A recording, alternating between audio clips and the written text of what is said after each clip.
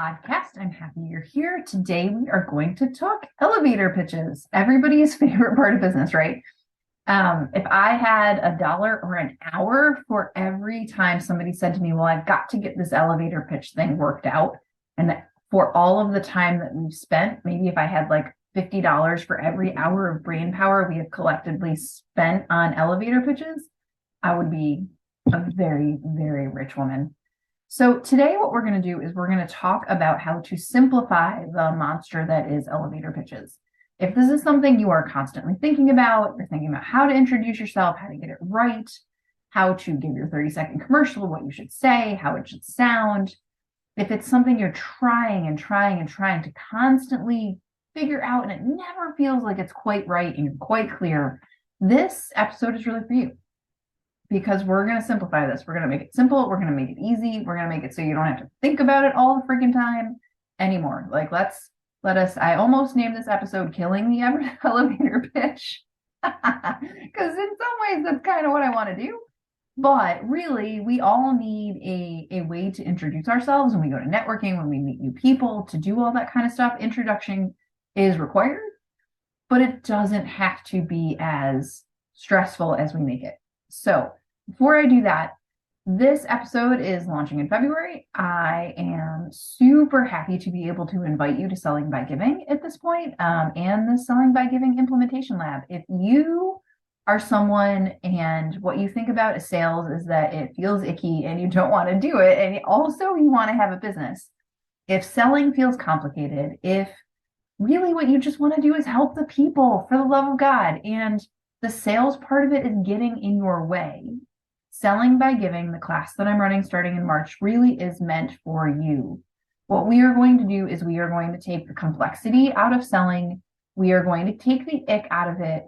We are going to make it much clearer and simpler, but also easier to make yours.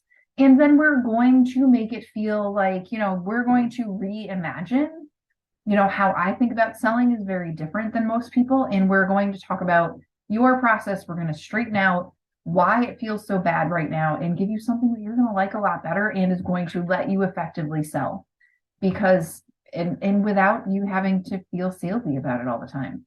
So if you want to join Selling by Giving, please, please, please come. There are 20 seats. They will go fast. I'm so excited. There are also scholarship applications open at the moment. So you can find all of the details about Selling by Giving and the scholarship application and all of those things by going to torpycoaching.com/workshops. And all of the details are there. You should join us. Oh my God, I'm so excited about it. It's going to be 15 weeks live class, but mostly asynchronous. Going to be amazing. I'm super excited. So let us jump into all things elevator pitches. So here's the thing about elevator pitches. If you go to Amazon, you type in elevator pitch, there's thousands of books on this. There's so much noise in the business world. Excuse me, I keep getting hiccups about doing your elevator pitch and getting it right and how to do it and how you should structure it. There's a million ways to do this. And you have been at networking events where people say it like they're robots, right? Where they're like, hi, my name is Sarah Torpy. And I am your whatever, and blah, blah, blah, blah, blah. And again, I'm Sarah Torpy at whatever. And they repeat it. It's a very mechanical process. That's fine.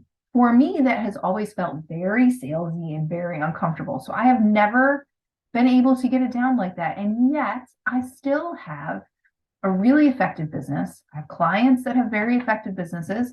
We network like crazy. We get a lot of business out of networking, and also don't have perfect elevator pitches. So here are the things. Instead of the way you are thinking about an elevator pitch now, I would propose 5 things, maybe 6. Number 1, everybody is trying to get the right elevator pitch. Like, we have this thought that if you just say it right, the people will appear. That is the first thing you have to let go of. 6, there are no 6 perfect words. I would love to tell you there are. If you just say it right, the people will get it. Here's the thing. I have had cases where I thought I sounded like a complete moron when I gave my pitch, where I wrote myself a note and was like, God, that was the dumbest way to introduce myself ever. where somebody came up to me after and they were like, I totally need you. And I have had instances where I was like, yes, I nailed it. And everybody was like, what is she talking about? So here's the thing. We have to stop expecting perfect. We have to stop thinking there's a version of it that it's right and know that it is going to resonate with somebody every time we say it from our hearts. So the thing about this is if you let go of it being perfect and down and like really like down pat, what's going to happen is the natural outgrowth of that is it's going to be different from event to event. There's nothing wrong with that. Yes, some people will come and they'll say exactly the same thing every time. They'll introduce themselves the same way.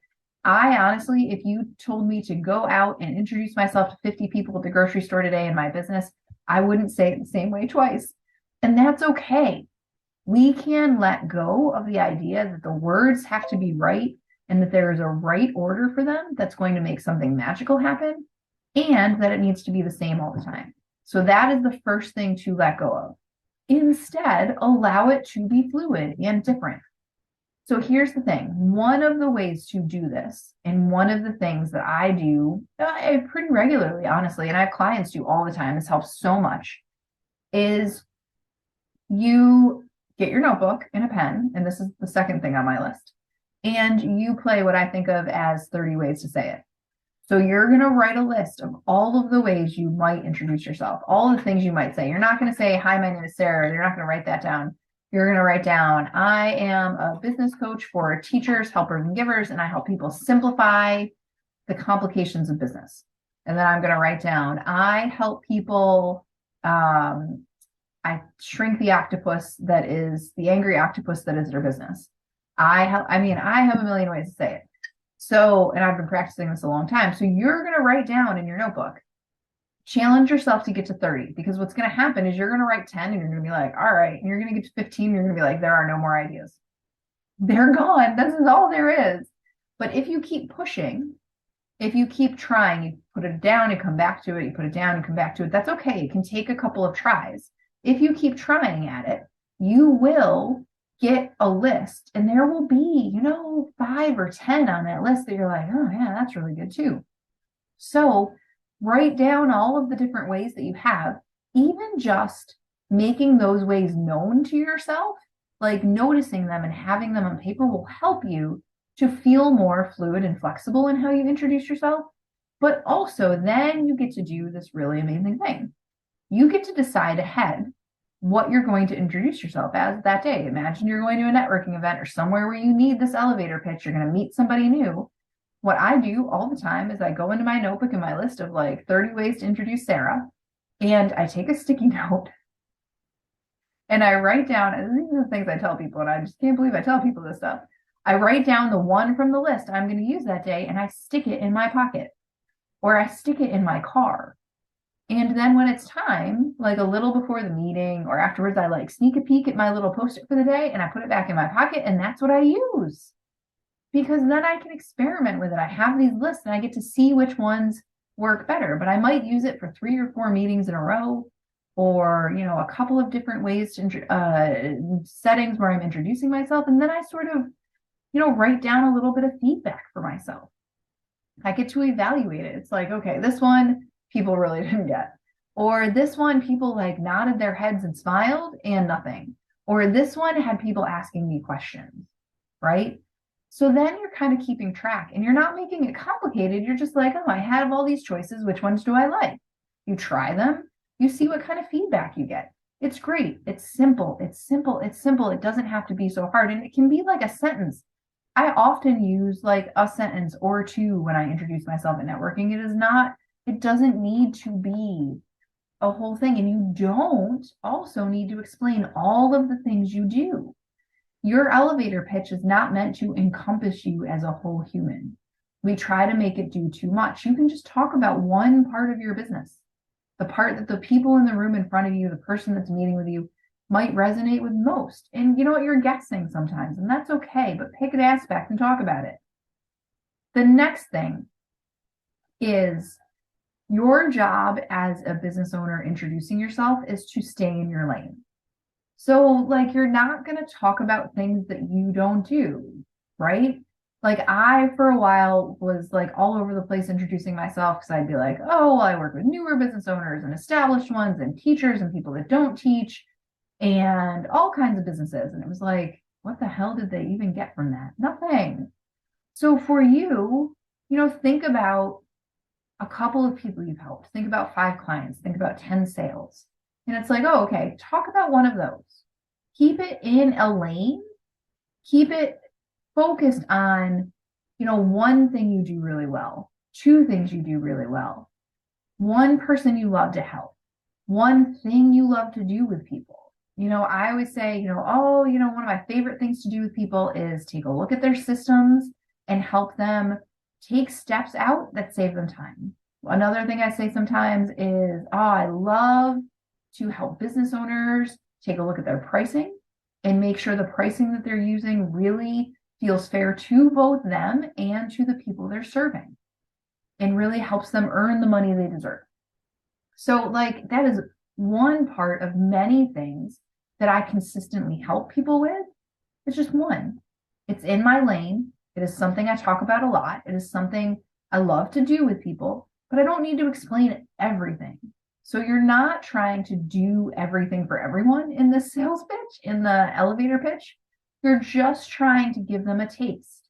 And for me, thinking about it as giving people a taste of me and what I do is so much simpler than thinking it's like my one chance to explain to them what I do and get them to notice me, right?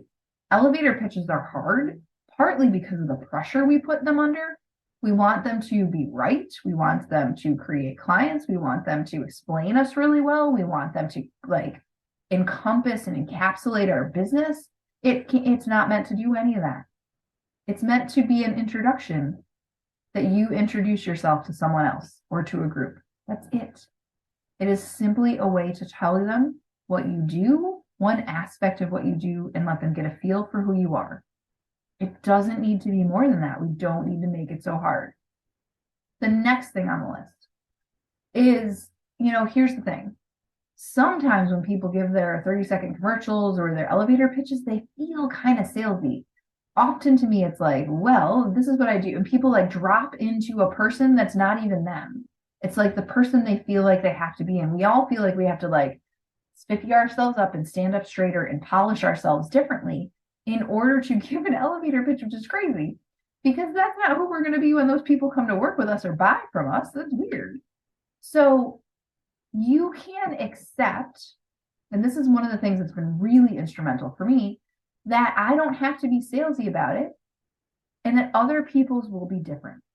I can accept that the way I'm going to approach an elevator pitch, an introduction, a 30-second commercial is going to be different than the rest of the people in the room because I'm not comfortable doing it the way the rest of the people in the room are.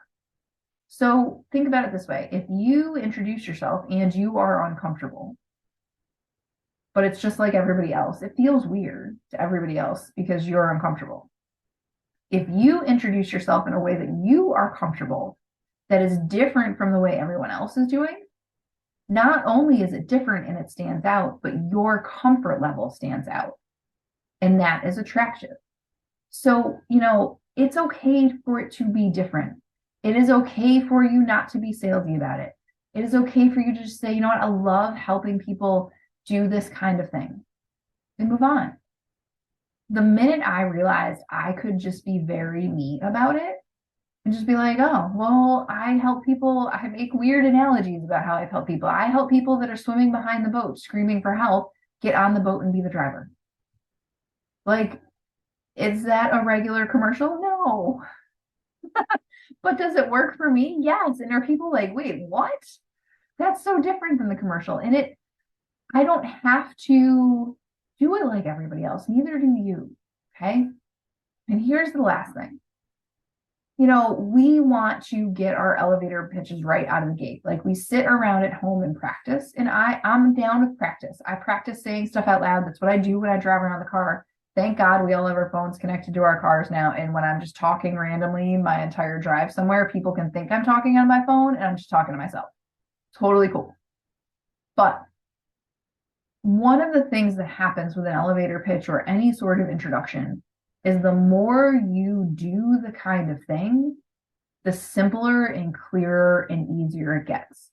We want to make the elevator pitch, the introduction, the 30-second commercial perfect before we've done it because we put so much pressure on it, right? We've already talked about that. But the only way for it to improve, for it to feel easier, for you to be able to simplify it for yourself is to do it. Yes, sometimes you're going to sound like a moron, or at least you're going to think you sound like one. Certainly it happens to me all the time, even still. And inevitably, the time I thought I sounded like a complete idiot is the time when people are like, oh my God, that was so helpful. Tell me more about what you do. Of course. But the thing is like, I am there now that I don't overwork it. Like it's like bread dough that you made too much gluten in, or like brownie batter you stirred 500 times instead of 50. Like we can't overwork it and then it's chewy, right? It's like, oh, what is that? That texture is off. But when we just let it unfold over time and you're like, well, but I want it to work now. I get it. But there's no substitute for just doing in more introductions, meeting more people, going to more events, saying more things, having it be wrong, and then adjusting, which is where the whole process of like, how did this work for me today? How did I feel? How did it seem to go over?